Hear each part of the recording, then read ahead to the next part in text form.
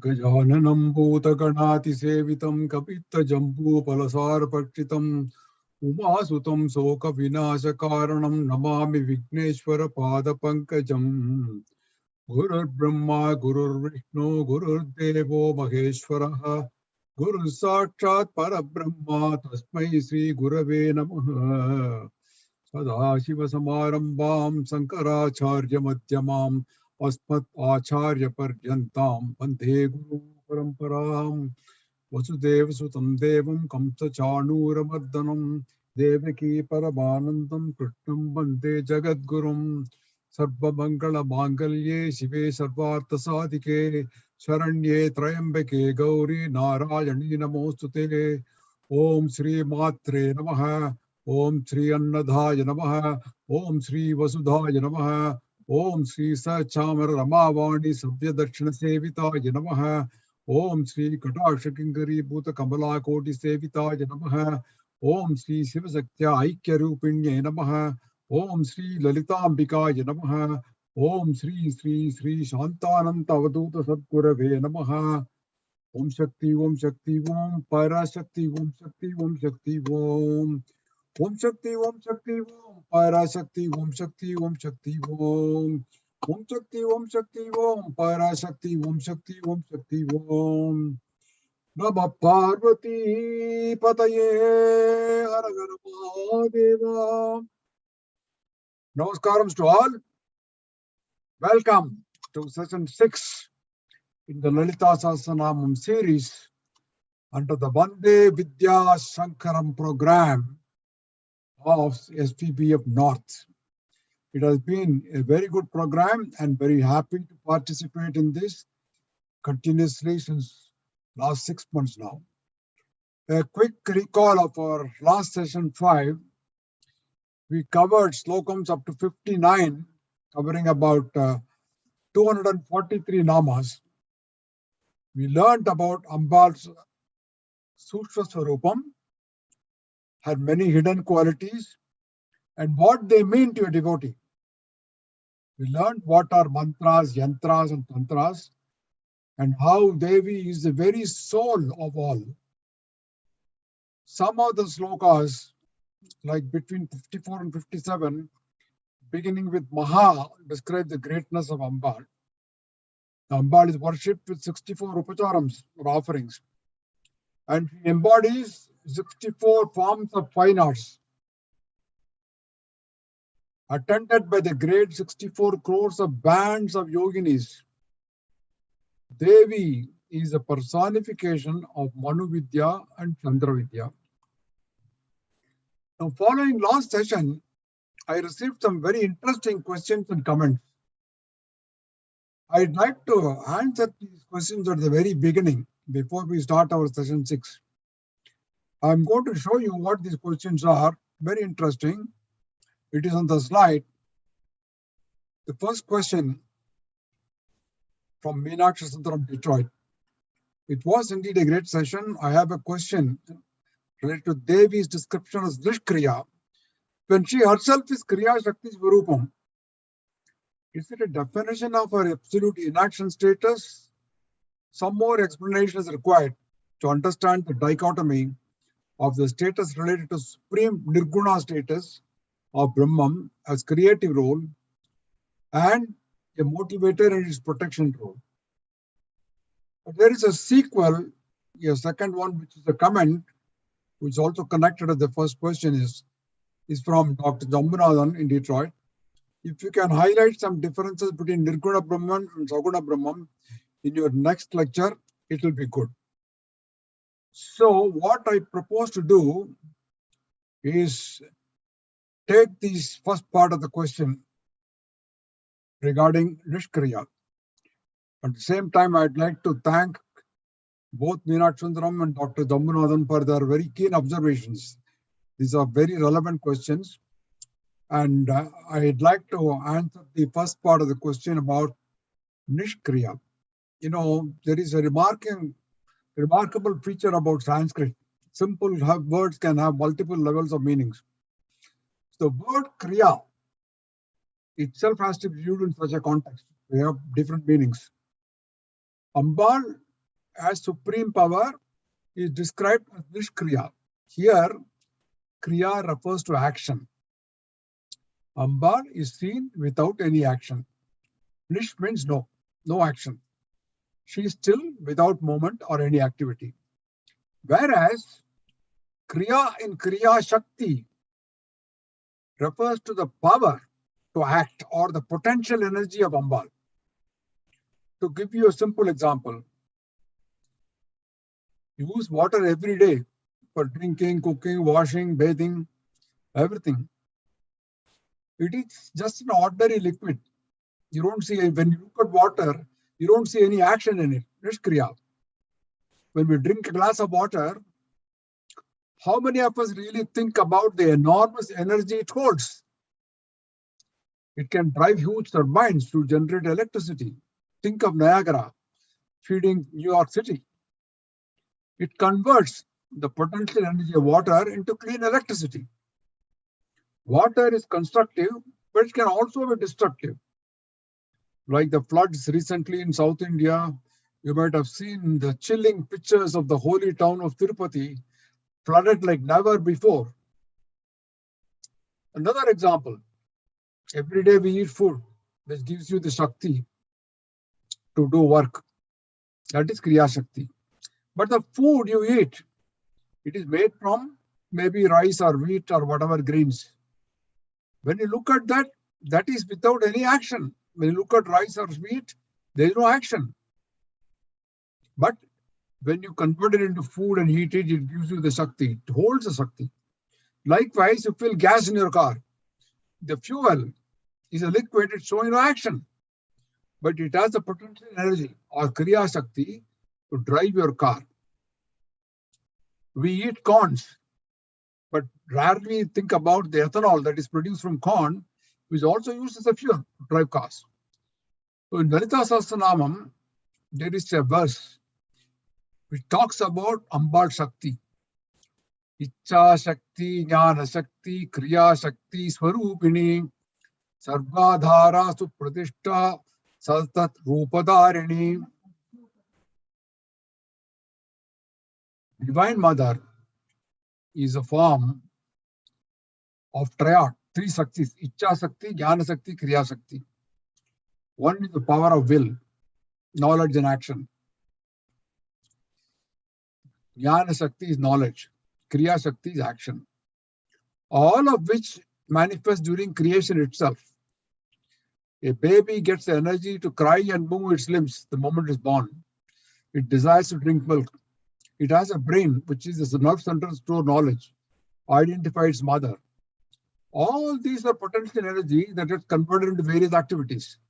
And Amba is a supporter of all this energy. She is the very foundation of life. Sarva Adhara. The second line says Sarva Adhara when you read it, but what it meant is Sarva Adhara.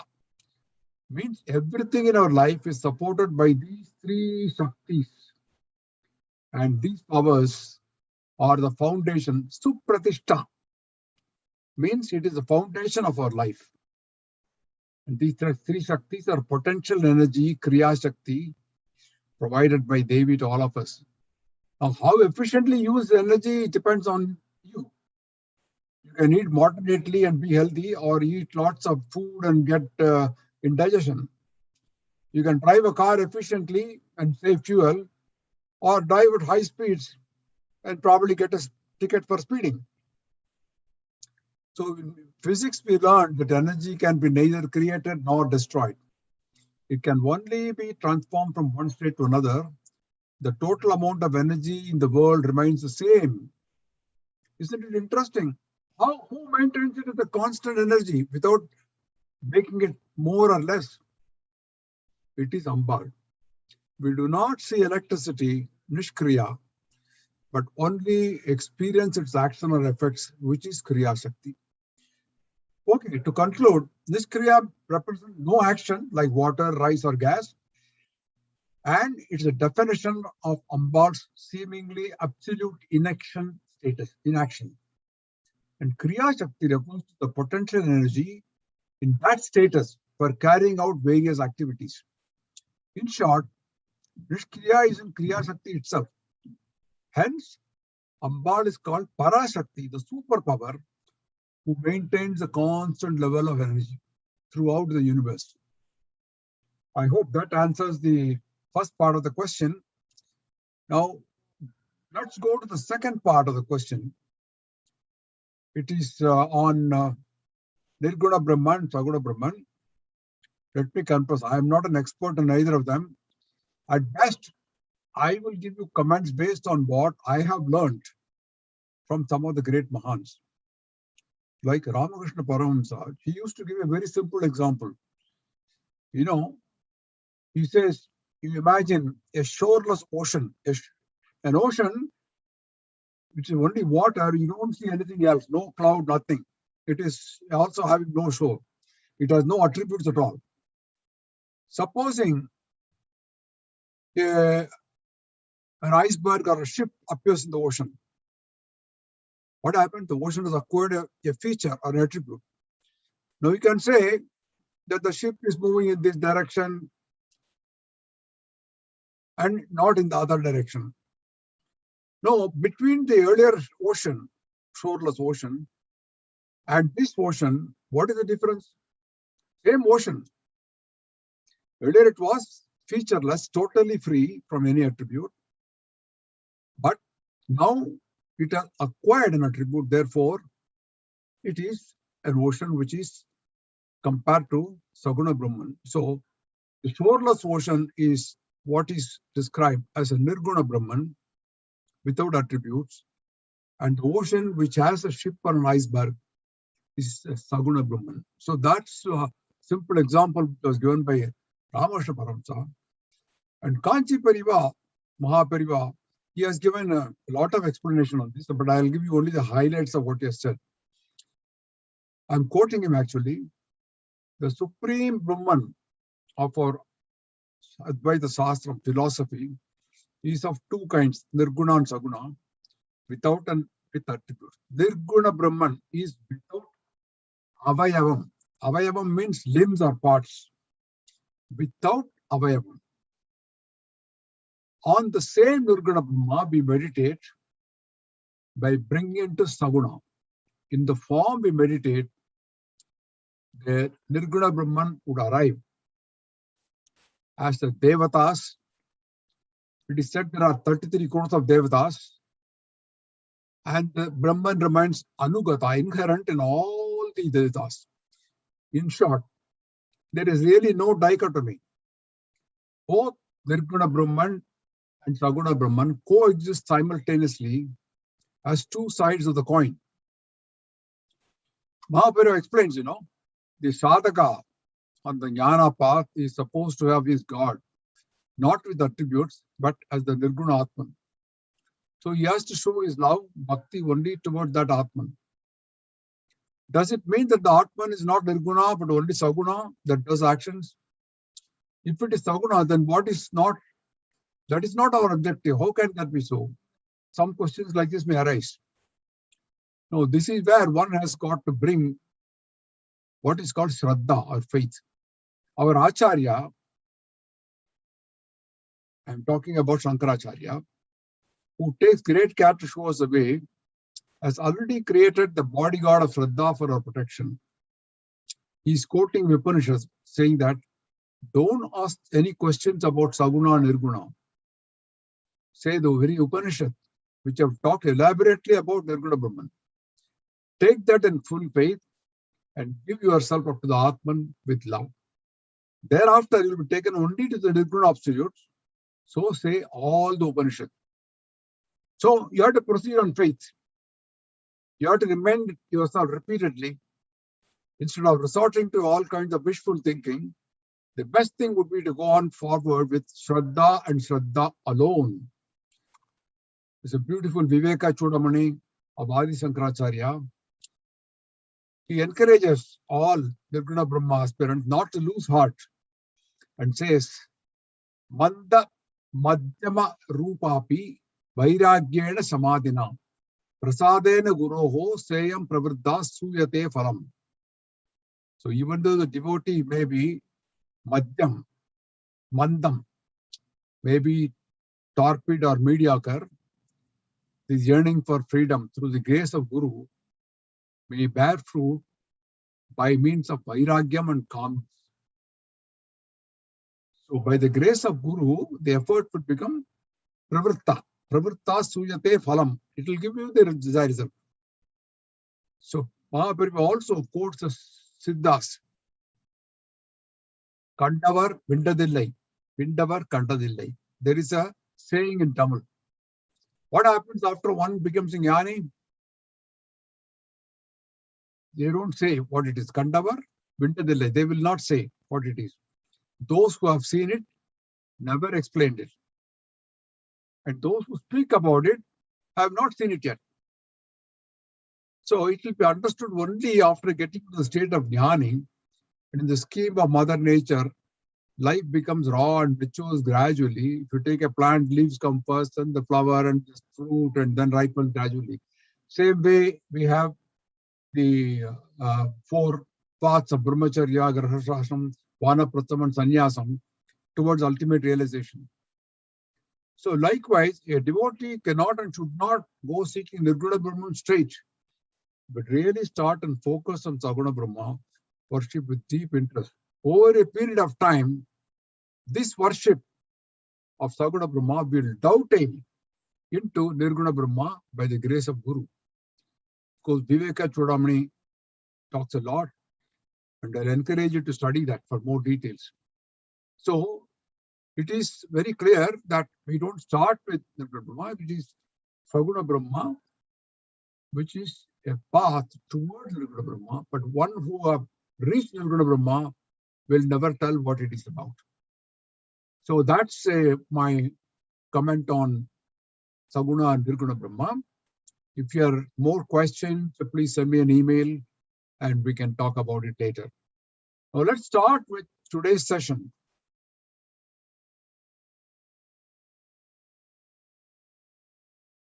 As usual, we'll start with Dhyana Slokam. Sindhurarana Vigraham Trinayanam Manikya Maudispurat Naika Sekaram Pitamukhi Mapina Vatshoruham Panibhyam Malipurna Ratta Sashakam Raktotparam Bibradim Saumyam Ratta Gadatta Ratta Charanam Dayet Paramambikam Arunam Karuna Tarankitakshim Zitapasam Kocha Pushpabana Chapam Anivadi Biravitam Mayukaihi Ragamitte Bhavaye Bhavanim Jayet Padmasanastam Vikasnapadanam Padmapatraya Dakshim Hevabam Pitavastram Karakalital Satyam Padbam Varangim Sarpalankar Tatamavayatam Bhaktanam Ram Bhavanim Sri Vidyam Shantamurtim Sakala Suranutam Sarvasampat Pradatrim Sa Kumkuma Vilepana Balikuchumbakasturikam Samantahajidechanam Sasarachapa Pashankusham Asesha Jana Mohinim Arunamalya Bhushambaram Japa Kusuma Basuram Japo Vidos Maret Ambikam.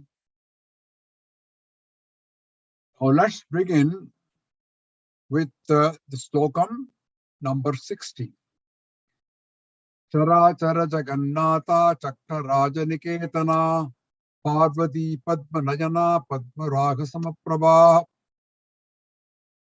Very simple lines, easy for anybody to read it, and fairly simple to understand.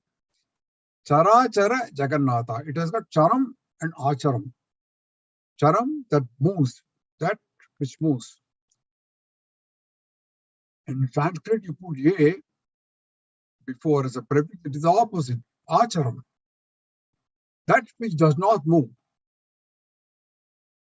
Jagannatha is ruler of the world.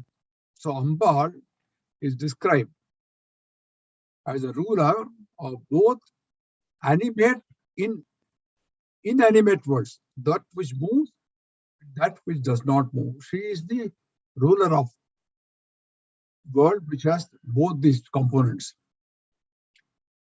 Chakra Raja Niketana. Of course, it is very easy to understand that it is Ambal is abiding in Sri Chakra. Everybody knows that. And the next line said Parvati. Parvati refers to the daughter of Parvata Maharaja, Mount Himavan. That's why she's called Parvati. There is a beautiful verse, which talks about Parvata Rajakumari. I would like to just say that for you. Parvata Rajakumari Bhavani Panchaya Kripaya Madhuritani Vinadaya Paripurna Katakshi Tripura Sundari Devi Binakshi Aranikarani Narani Puradhanashili Shankaranayaki Shanta Gomati Kunbabedini Shoka Nivar Panchada Sattara Pancharavai Pada Bahesa Vilasi Kanchika Machi Kasi Visalachi Karunya Lavanya Akilandeshwari Parvata Raja Kumari Bhavani Panchaya Kripaya Mama Duritani. It has almost various names of Ambal, starting with Parvati, Parvata Rajakumari, and this verse has got names like Tripura Sundari, Devi Meenakshi, Bhavani, Kanchi Kamakshi, Gomati, Kasi Visalakshi, Akhilandeshwari. All the names are in one verse. It's such a beautiful verse. So Parvati is describing the daughter of Parvata Maharaja or Himavan. Padmanayana, next word is lotus sight. Padmam is lotus and Nayana is eyes. The lotus is a symbol of purity and perfect beauty. You will find lotus being described in many of these Sanskrit scriptures. It's used often in describing divine eyes, like Niraja Dala Nayana. All these are related to these lotus qualities. It grows in dirty waters, but it is pure. Next is Padmaraga Samaprabha. Padmaraga is ruby. Padma again lotus because it is red in color, shining like the ruby. Ambal is shining like the ruby. Padmaraga Samaprabha.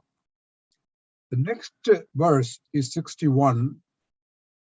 Pancha Pretana Hasina Pancha Brahmaswarupini Chinmayi Paramananda Vijnana Ganarupini.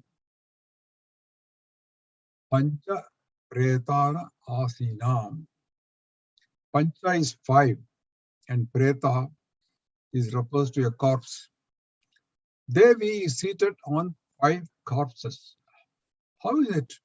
She's sitting on. You can see the picture where you can see the 4 legs of the couch and Devi sitting on Sadashiva as a seat. So you have 5. They are Brahma, Vishnu, Rudra, Ishvara, and Sadashiva. They are all motionless without Shakti and hence deemed to be 5 corpses. Devi reclines on the cot, whose 4 legs are Brahma, the creator, Vishnu, the protector, Shiva, the destroyer, and Ishvara is Tirodhana, or disappearance, and whose top surface is Sadashiva. Brahma looks after the creation, Vishnu, he looks after sustenance, and Rudra, the destroyer, and Mahadeva holds the dissolved universe, Tirodhanam, and Sadashiva is one who again recreates the universe, Anugraham. It is said that these 5 cannot function without Shakti. So great is the unifying principle of Shakti.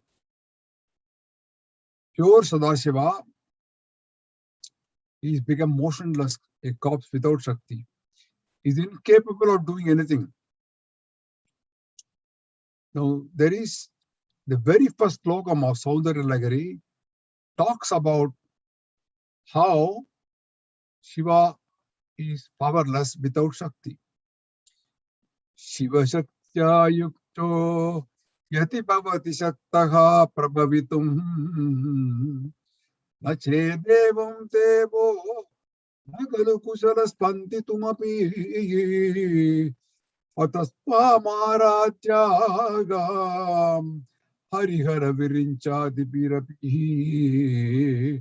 pranantum sotum va katamakrita punya prabhavati. The very first slogam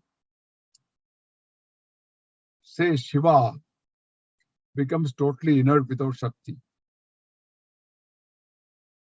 I will tell you a secret about female names in Sanskrit. I don't know, some of you may or may not know it. Most of them end in A or E. Like you see Lalitha, Vidya, Aparna, Ramya, Lavanya, Sujata, Purna, and so on. Or they will end in E, like Meenakshi, Kamakshi, Kaveri, Prabhavati, Lakshmi, and so on. So in Tamil,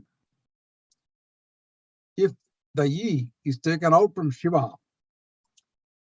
Shivam is she. You take the E out, it becomes Shavam. Shavam means a corpse. So when Shiva is not united with Shakti, he cannot do anything. So that is the power of, that is the power.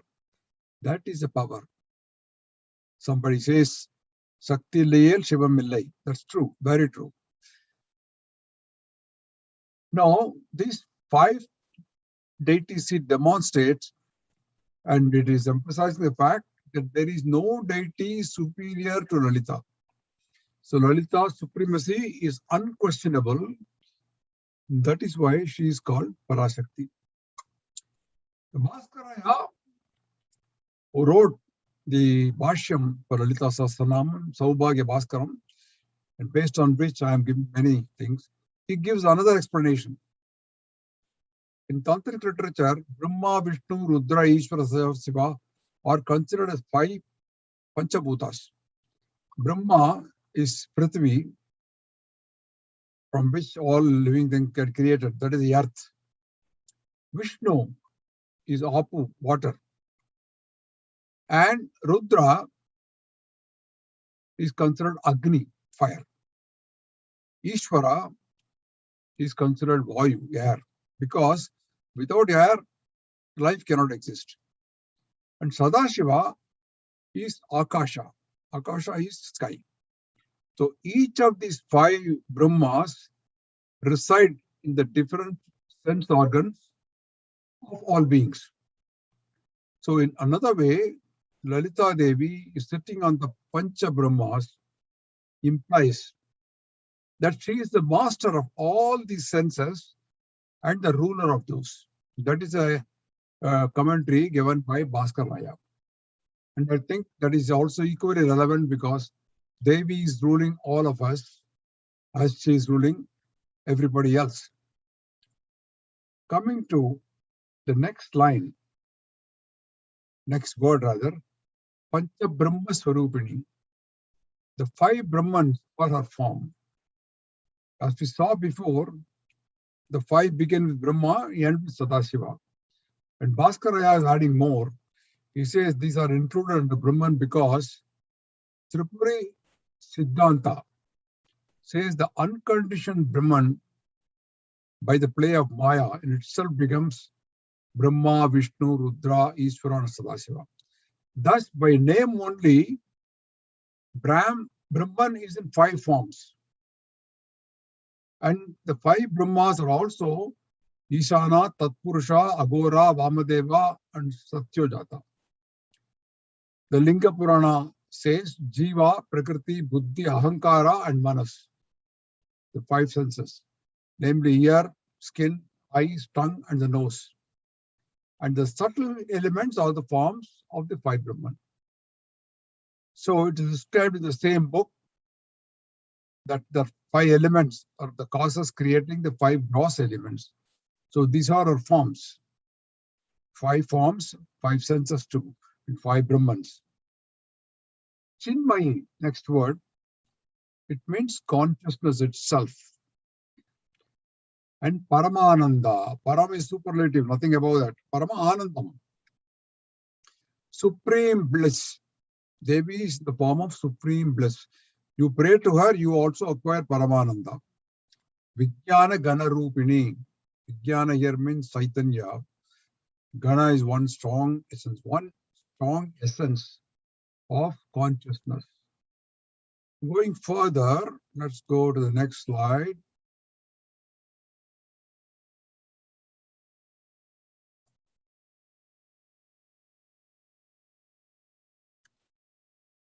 Jnanadatru Deya Rupa Dharma Dharma Vivarjita Vishwarupa Jagarani Supanti Taijasatmika. Nice verse. Jnana Jaye Jaya Rupa. It has to be split. The root is actually Jaya, which means to think. Dhyanam comes from this root, which means meditation. Dhyana Jaya Jaya Rupa. Ambal is nothing but meditation. She is the meditator. And she is also the object of meditation. Dhyana Datru Jaya Rupa. So it has two meanings. Ambal is, one is she herself is Dhyanam, meditation. And second, she is the meditator. And finally, Jaya Rupa, which means she is the object of meditation. So that is the meaning of this one. And Dharma, Dharma Vivarjita. Dharma comes from the root dhr, to bear. And ma, in greatness. So as it bears, as it is a great one, it's called Dharma. The word Dharma is explained in different ways. One definition is that which leads to a desirable result and taught by gurus as Dharma, and Adharma is the opposite of that. Like you put any A up in as a prefix, in Sanskrit it becomes opposite. Dharma and Adharma. One is virtue, the other one is vice. So Ambal is devoid of virtue and vice. Dharma is what is prescribed in scriptures. Devi is free from these two, because these scriptures are only meant for us, for common people who are ignorant. She is far above that. So she is devoid of Dharma or Adharma. Now, from the next Nama, you find Vishwarupa Jakarani. There are 8 Namas which describe the different stages of consciousness in which Ambal exists.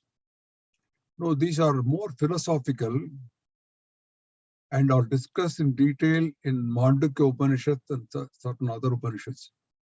We will not go too much into the detail because it is a very vast subject, but I'll just give you a brief meanings of the verses which we are going to talk about, especially the Namas from 256 to 263, which is containing in this verse now, Vishwarupa. It starts with Vishwarupa.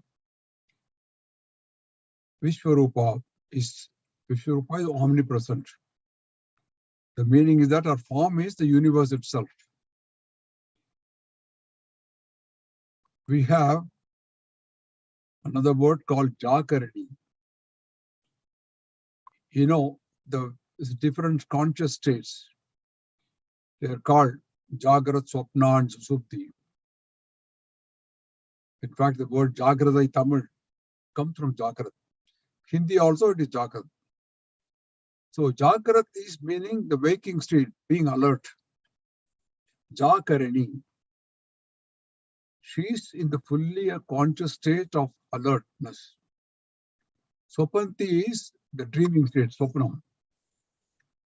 Taijasatmika. She is Taijasa itself. What is Taijasa? Taijasa means literally one who is bright, luminous. As I said, the individual soul or jiva has 3 states of consciousness.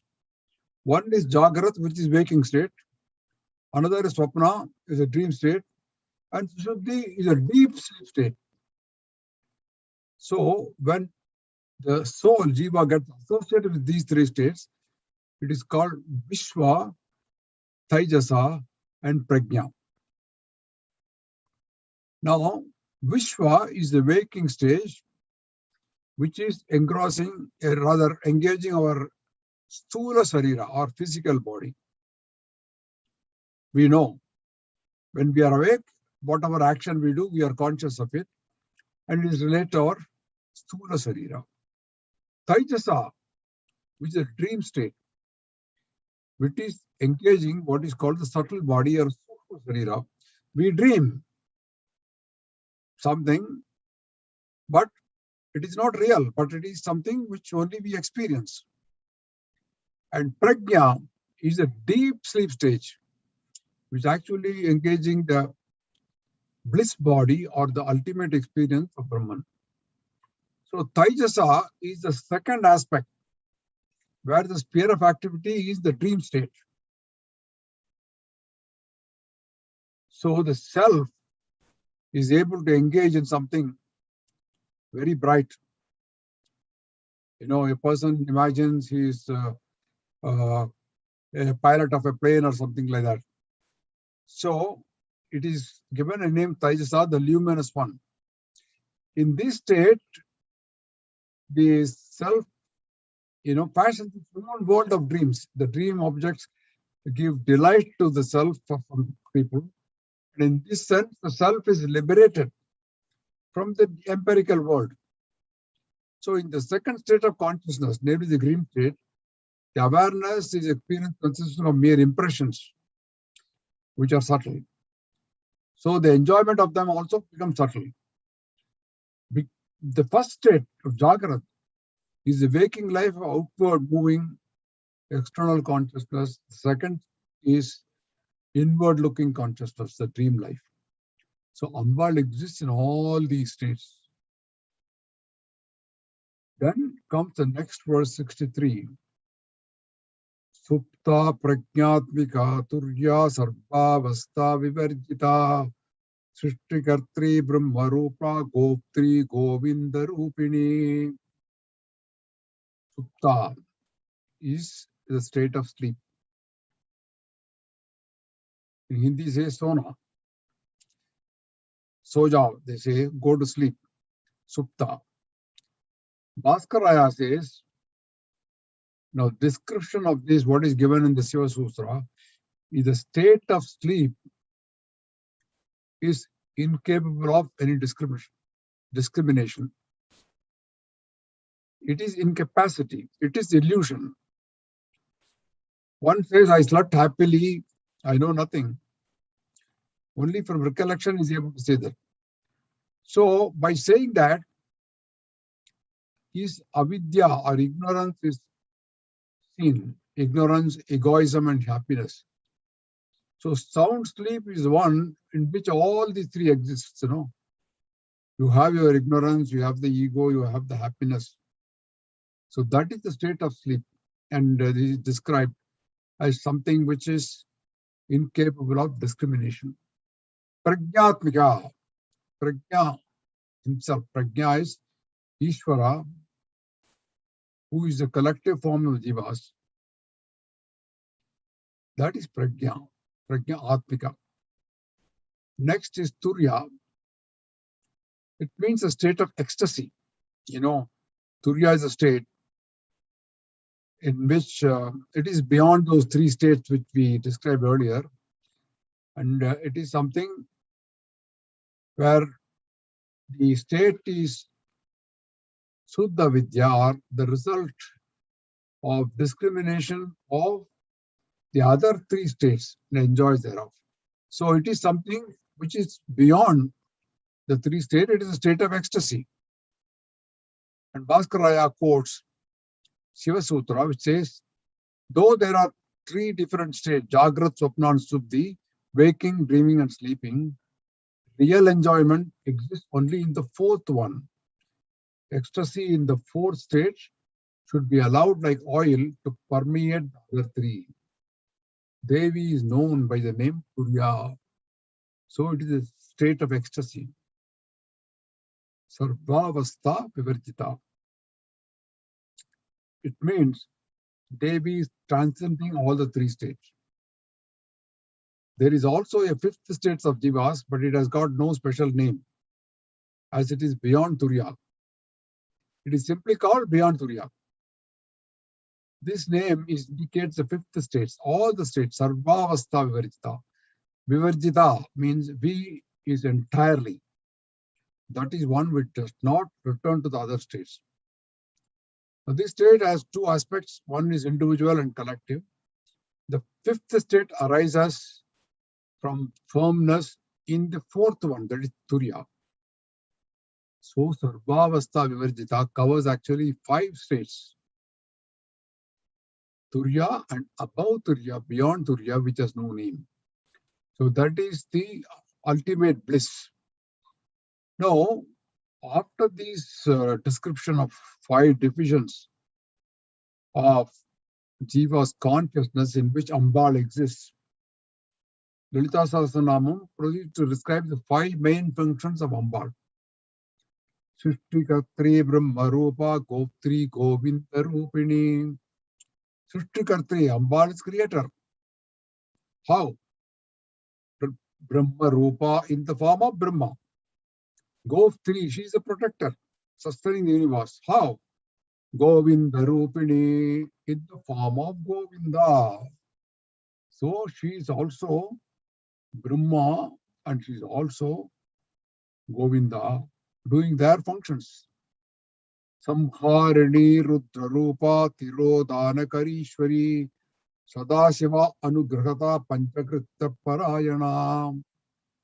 Samharini, destroyer, she is a destroyer. Samhara, reducing the universe into atoms. Devi is also the destroyer. How? In Rudra Rupa, in the form of Rudra. Ru actually means pain, causing pain. And Dra is driving out pain. Rudra is one who drives away pain. Sri Rudram, Rudram who drives away sorrow. So Shiva, the supreme cause, is called Rudra. Tirodhana Karishwari. Tirodhana means illusion, Maya, causing the disappearance. Shiva causes the disappearance of universe. So Tirodhana Karishwari. Ishwari is ruler. Sadashiva. Devi is also called Sadashiva because the superlative sattva quality predominates in her, and she gives anugrahata, conferrer of blessing. Tirodhana and anugraha means respectively bondage. Tirodhana is bondage by illusion and anugraha is release from bondage. So she is Samharani Rudrarupa Tirodhana Karishwari Sadashiva Anugrahata Panchakritya Parayana. She is doing all these 5 functions. So this shows what her functions are. Panchakritya, 5 functions. Parayana means very fond of or devoted to. So she is devoted to these 5 functions. So Devi Bhagavatam also says, which is quoted by Bhaskar Raya, she creates the universe, she protects, she destroys what she protects at the end of the cycle. She is moving in her 3 forms, bewilders the universe. Brahma, united with her, creates the universe. Vishnu, when united with her, protects. And Rudra, united with her, destroys. She binds the whole universe and holds bewildered by the noose of illusion. So this is what is quoted in Devi Bhagavatam. And Bhaskar Raya tells this in the Bhashyam, in Saubhagya Bhaskaram. The next verse, 65, Bhanu Mandala Madhyastha Bhairavi Bhagavalini Padmasana Bhagavati Padmanabha Sahodari. Bhanu Mandala Madhyastha. Bhanu means sun.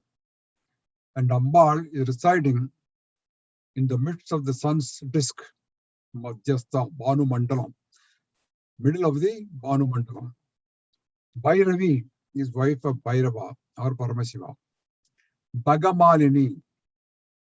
Bhaga means actually 6 parts. Bhaga has got many meanings. The 6 parts are supremacy, righteousness, fame, prosperity, wisdom, and discrimination. So she is Bhagamalini. Malini means who wears a mala, garland. And she wears all these. Bhagamalini means wearing the garland of Bhaga. In Kerala, Devi is called by the name Bhagavati. So she is one who's conferring all these 6 of Bhaga. And next is Padmasana. I told you lotus comes in very often. Here it is Padmasana, means Devi is seated on the lotus. Bhagavati, I said that Bhagavati has got many meanings, and Kerala Bhagavati is very popular. It means actually supremacy, wisdom, fame, power, prosperity, all that. So these are all in Devi, so she is called Bhagavati. Sakti Rahasya says the word Bhaga is derived from the root bhaj, to worship, like bhajan. Bhajan is also from the same root bhaj. She is worshipped by all the devas and she blesses them. Therefore, she is called Bhagavati. This is another interpretation which is quoted by Bhaskar Raya. Then comes Padmanabha Sahodari. It is very easy to understand. Sister of Padmanabha or Vishnu. What is Padmanabha? Padma coming out of the Nabi.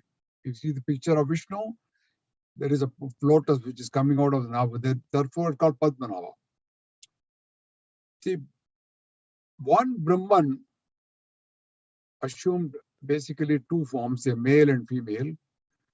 And the male is Vishnu, who is the material cause of the whole universe. And the female became the spouse of Paramashiva.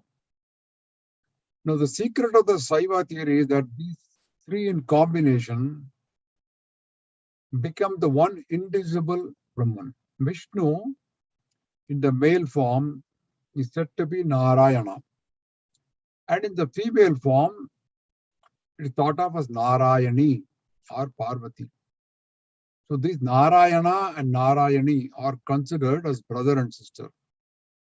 They also look, dress and decorate alike with similar character and qualities. In fact, in my native village of Maharajapuram, the deity is called Vishnu Durga.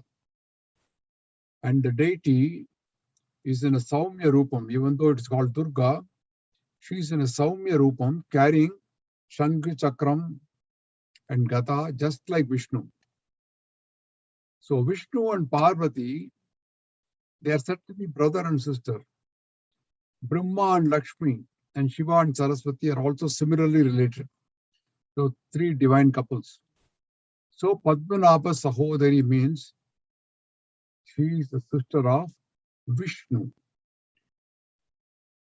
Okay, we'll go to the next verse, 66. Unmesha Nimishotpanna Vipanna Bhuvnavali Sagasrasisha Vadana Sagasrachi Sagasrapat.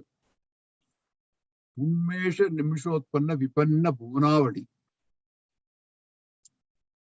There is a series of worlds arise and disappear with the opening and shutting of our eyes. Unmesha Nimishotpanna Vipanna Bhuvnavali. So the creation of the Supreme is simply the expression of her wish. The Bhaskaraya quotes Kalidas in this case. The universe consisting of the seer, the seen and the seeing, with all its parts, existed in you before you thought of creation. At the manifestation of the universe, at your will, your eyes open. At the destruction of the universe, at your will, your eyes shut. So merely by opening the eyes, Devi creates the universe, and merely by shutting the eyes, she makes it she destroys it. So that is one word, one long word, Unmesh Nimishotpanna Vipanna Bhunavari. The next one says, Sahasrasrisha Vadana, Sahasrati, Sahasrapad. Sahasrasrisha Vadana. Sir, head, no? Sahasra means 1,000. 1,000 headed. And Vadana means face. And 1,000 faces. Ambal has 1,000 heads and also 1,000 faces. A cosmic being. Purusha Suktam, from Rigveda begins with Sahasrasrisha Purushaha Sahasrat Sahasrapat Sabhomim Vishtato Vritra Atyatishta Disangulam. The very first beginning of Purusha Suktam says Sahasrasrisha Purushaha. Who is Purusha? He is the cosmic being, and Ambal is also the cosmic being in this case, because she is described as Sahasrasrisha Vadana.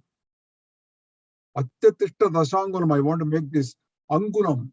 Angulam is 1 inch, they call, which is the unit of measurement. It was known thousands of years back in our great India, before it was even invented by the other countries. Atyatishta Dasangulam, Angulam. Purusha is 1,000-headed, 1,000-eyed, and 1,000-footed. Of course, here 1,000 doesn't mean exactly 1,000, it means unlimited. Sahasrashi, Akshi means eye, 1,000-eyed. Sahasrapat, which is 1,000 feet. So Devi Bhagavatam also says, Devi having 1,000 eyes, thousands of hands, thousands of heads and feet, and vividly shines forth. Bhaskar Raya actually quotes Devi Bhagavatam in this case. So the next one is verse 67.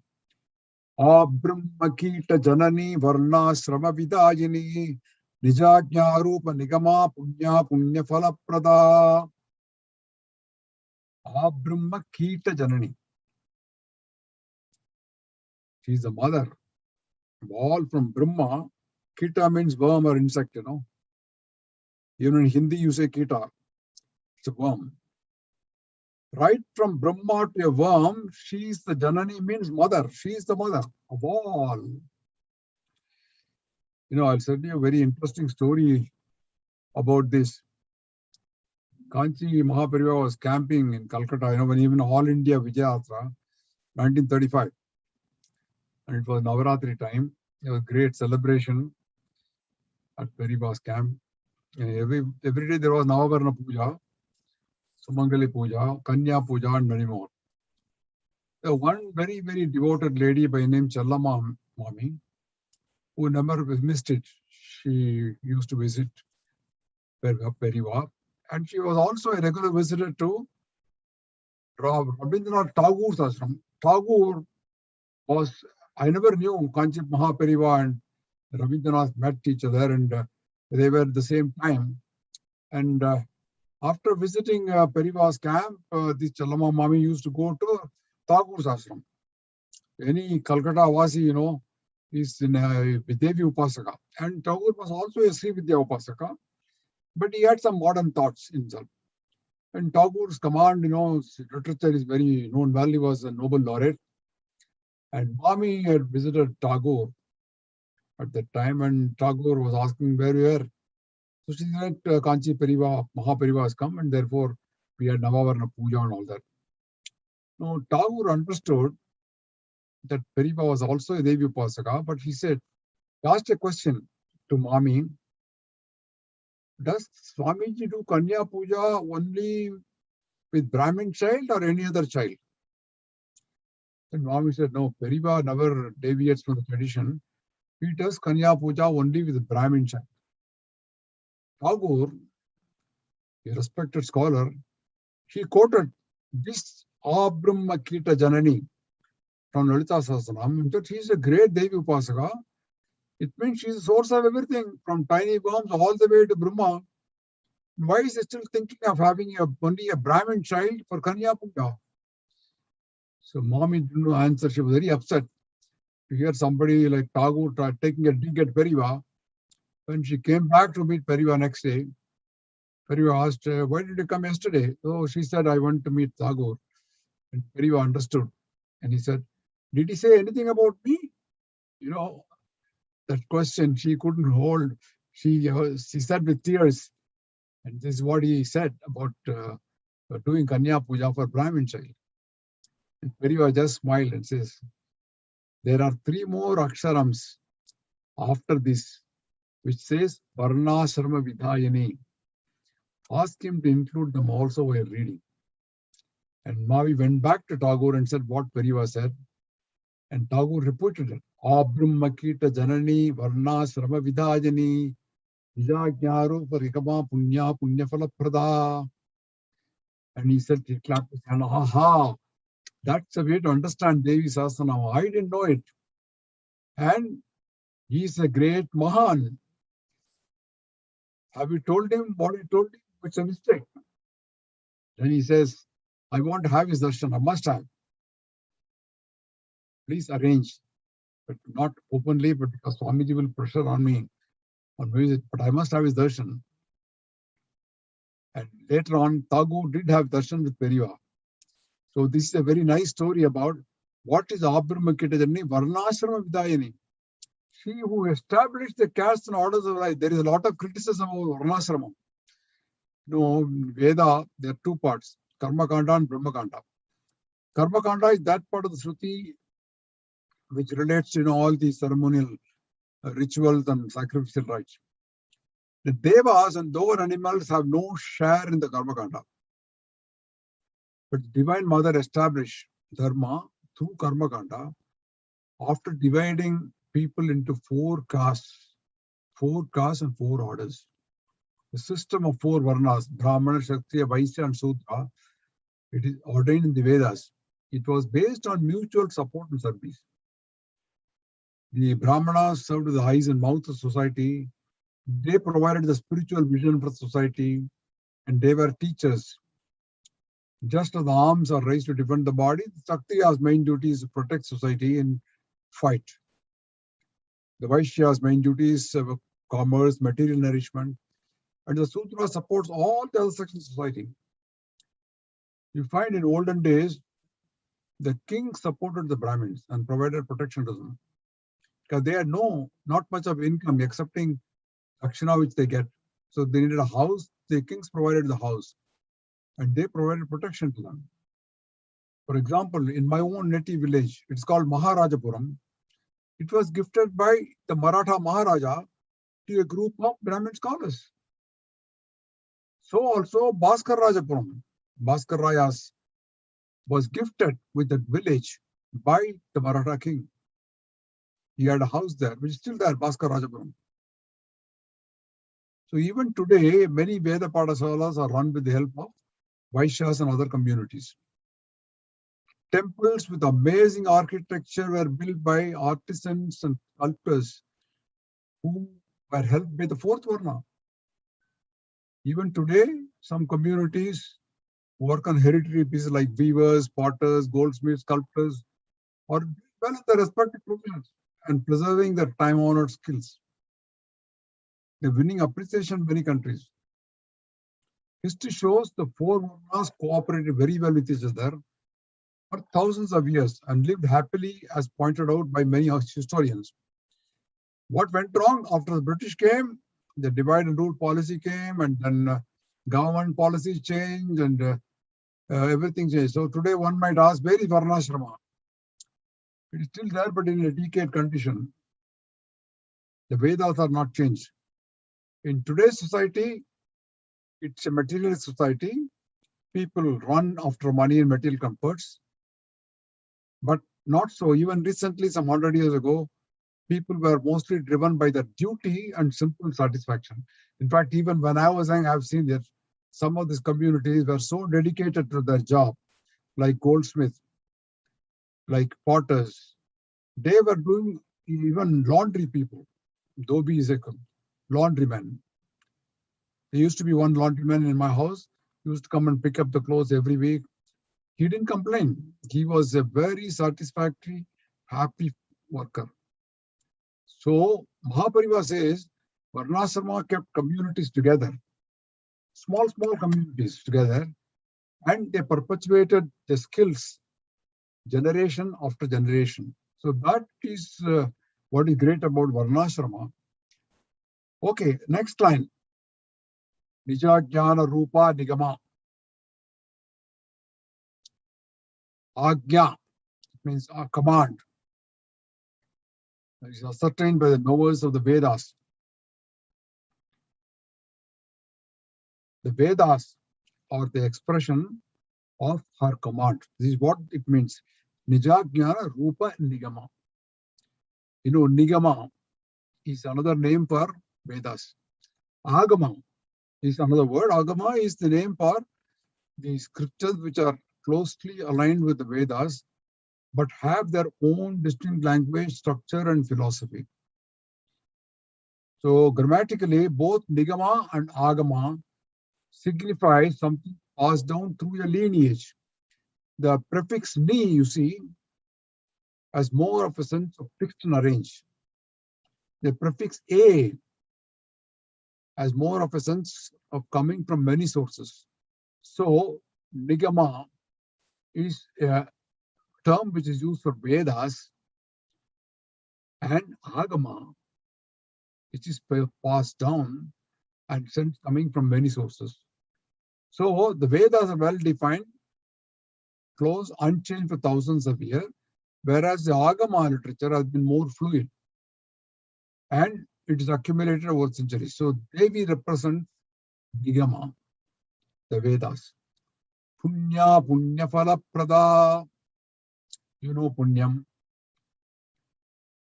It's actually two words. Punya Punya consists Punya Apunya. Punya means good, and Apunya means bad.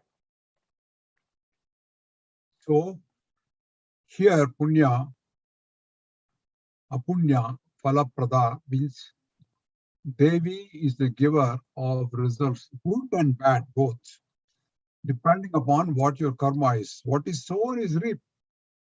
So results arising out of such actions gives bad and good results. The end result of karmic account. So such results accrue at her command. She is the Lord of Karma. And Bhaskar Raya quotes Brahma Sutra, which confirms this. It says, Phalamat Upapate. This means the fruit of action is from him. This being the logical position. Mother gives a good and bad results arising from ordained and prohibited actions, respectively. So let's go further to verse 68. Shruti Simanta Sinduri Kritapatabja Dulika Sakalagama Santoga Sukti Sampudamautika. Shruti Simanta Sindurika Sinduri Krita Padapja Dulika. Shruti means Vedas, what is heard. Simanta, Sima and Anta. Sima is what? A border. Anta is end. You know, the parting of the hair for women on this, it is called Simanta, where the Sindur is applied here. Sindur is applied here, where Sinduri Krita, which is actually the essence of Vedas. Upanishad. Patabja, Dulika. Patabja means lotus feet. And Dulika means dust. The dust of her lotus feet forms a vermilion mark on the parting of the hair here. And it is supposed to be in Vedas. Dust whose feet is the essence of Upanishads. You must have heard the word Simantam, a ritual which is performed to a woman during pregnancy, which means literally the hair parting just above the eyebrow. Sima Antam. And here it is Antam. Ambal resides in the parting. That is why the practice of applying kumkum here on the parting is a manner of propitiating Devi, and thus the woman as Sumangali. Even today, you'll find people in Bengali women follow this practice And of course, some of the other women also follow the practice of applying kumkum here and going through the Simantam. So Ambal, she's having this verbal mark dust of her lotus feet on the parting of the hair, and which is also meaning Vedas. So Shruti Simanta Sinduri Krita Patapcha Dulika. So to this day, this practice is to apply Sindur here. Sakalagama Santoha Sukti Sampuda Mautika. Sakalagama. If supposing you enclose all the Vedas in a shell, Devi is like the inner pearl in that. The pearl is the expression which indicates our attributes of dharma, and the scriptures describe only her nose pearl and other jewels, and not really her real nature. Sakalagama Santoga Sukti Sampurna Mautika. So that is it is describing her attributes as an inner pearl amongst the Vedas. Purushartha Pradha Purna Bhogini Bhuvaneshwari Ambika Nati Nidana Hari Brahmendra Sevita. This is verse 69. Purushartha Pradha. She grants all the objects of men. What are there are 4 Purusharthas, Dharmartha Kama Moksham. Dharmartha Kama Moksham. Dharma, moral values, righteousness. Artha is economic values. You go for a job, prosperity, all materials, comforts. Kama, pleasure, love, psychological value. Moksha is ultimate liberation and spiritual values. So she is one who grants you all the 4 Purusharthas. Purna, fullness. There is the Shanti Mantram. Om Purnamada Purnavedam Purnat Purnam Udachyate Purnasya Purnamadaya Purnam Mevavasishyate. From Purna is manifested Purna. Taking Purna from Purna, Purna remains. No, they say Indians invented zero. The concept of zero was born out of this, maybe, because 0 plus 0 is equal to 0, 0 minus 0 is 0. Purnat, Purnamidam, Purnamachyate, Purnasya Purnamadaya Purnamevavasishyate. Now, these are typical. So she is fullness, Purna. Some people have the name as Purna also. It is Ambal's name, which means it represents the fullness. Bhogini. Bhogini is Bhoga means enjoying. Bhogini is the enjoyer. And Bhuvaneshwari, ruler of the universe. Bhuvana represents the 14 worlds. Bhuvaneshwari is a deity indicated by the syllable Hreem. So she is in the form of Hreem. A very famous temple of Bhuvaneshwari in Pudukkottai, the city of my birth, and also my wife. A beautiful temple built by my Gurunadar, Santananda Swami, and Bhuvaneshwari. In fact, they are now constructing a new temple at the same place, going to be much bigger. So Bhuvaneshwari also is the name of Devi. Ambika. Ambika is mother. Amba, Amma, Sri Mata, all mean mother. She is the mother of universe. Anadi Nidana. Anadi means no beginning. Nidana means no end. Having neither beginning nor end. But has no beginning nor end. Hari Brahmendra Sevita.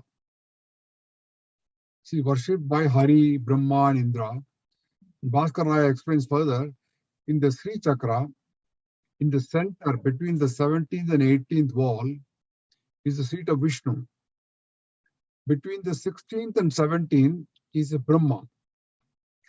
Between the 14th and the 15th is Indra and other Lokapalas. All these reside in the respective places within the Sri Chakra for the sake of worshipping Devi.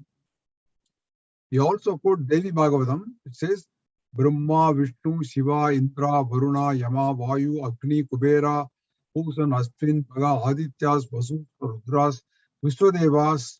All these meditate on Devi, the cause of creation and preservation and destruction.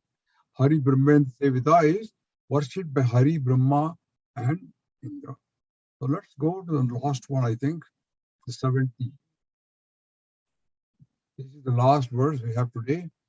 Narayani Nadarupa Nama Rupa Vivirchita Shrinkari Hrimati Hritya Heyo Padeya Varchita. Narayani we already spoke. The sister of Vishnu is called Narayani. There is a beautiful temple. It is called Shankaran Kovil. It is where Shankara Narayan is a deity, Shiva and Vishnu are in one form. And on this Vigraham has Vishnu to the left of Shiva. Ambal is also on the left side of Shiva in Ardhanarishwara. Beautiful temple in Tiruchengodu near Erodi. It's on the top of a hill. So Ambal is Narayani. And in Durga Saptasloki we say that Sarva Mangala Mangalye Shive Sarvartha Sadhike Saranye Trayambike Gauri Narayani Namostute. So Bhaskara is adding one more explanation here. He said the word Narayana, what it is. In Manusmriti, the water is called Nara because it emanated from Nara. And that is his first abode, Ayana. Therefore, he is called Narayana. Devi Puranam says because she has an abode in water or she has seat in the ocean, she is called Narayani, the creator of Nara and men and women. So that is another interpretation by Bhaskaraya. Nada Rupa, in the form of sound. 8 notes. There are different notes, varnas, above the bindu of the syllable Hrim, such as Ardhachandra, Rodini, Nada, Nadanta, Shakti, Vyapika, Samana, and Nunmani, which are subtle, more subtle, and more subtle. Of these, the third one, Ardhachandra, Rodini, Nada. The third one is Nada. Nada means simply sound. So she's also existing in the form of sound. And the last Nama, which is 300 today, Nama Rupa Vivirjita. See, transcending name and form. There are 5 forms of the universe which appear sort of intertwined in the knot of spirit and matter. And these are analyzed by great people as existence, knowledge, bliss, name, and form. The first 3, existence, knowledge, and bliss, belong to Brahman, and the other 2, name and form, belong to the world. For the later 2, name and form are illusory, and she transcends all these name and form. Namaru Vivirchita. She is not part of them anymore. So, with this verse 70, we complete 300 of the names. Now, Bhaskaraya says it is in his Saubhagya Bhaskaram, it is a 4th kala called Marichi. So, up to 300, he calls it as a 4th kala called Marichi. So, we are now coming to the end of this session today. Let me conclude this with my prayers. Sarva Mangala Mangalye Shive Sarvartha Sadhike Saranye Trayambake Gauri Narayani Namostute.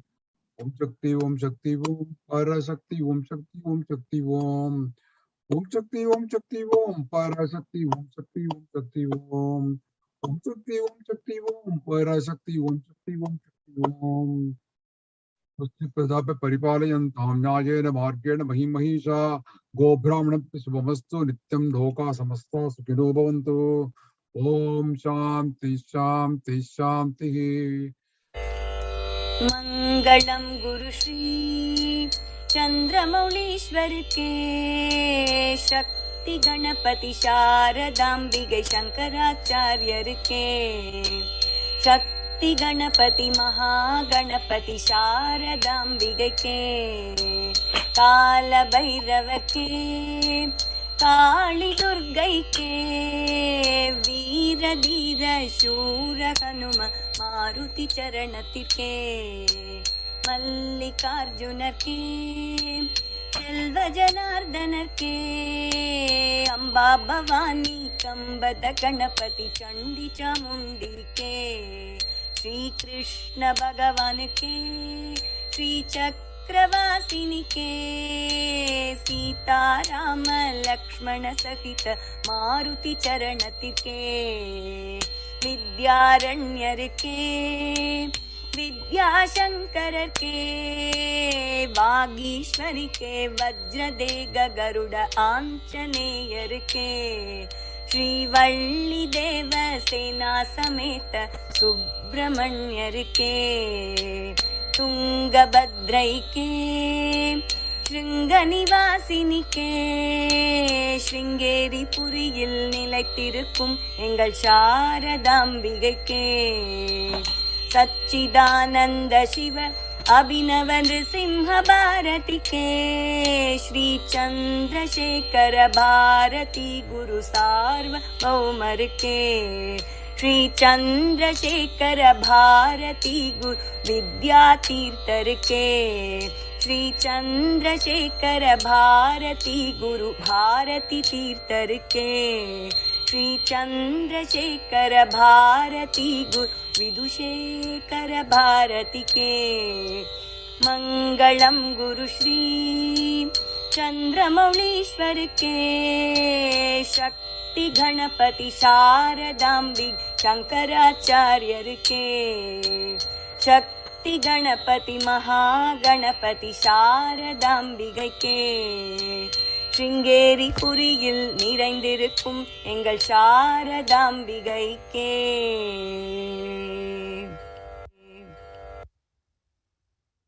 Thank you all. Thank you all. Thank you again. Until we meet next month. Thank you. Thank you, sir. Om Sri Matre Namaha.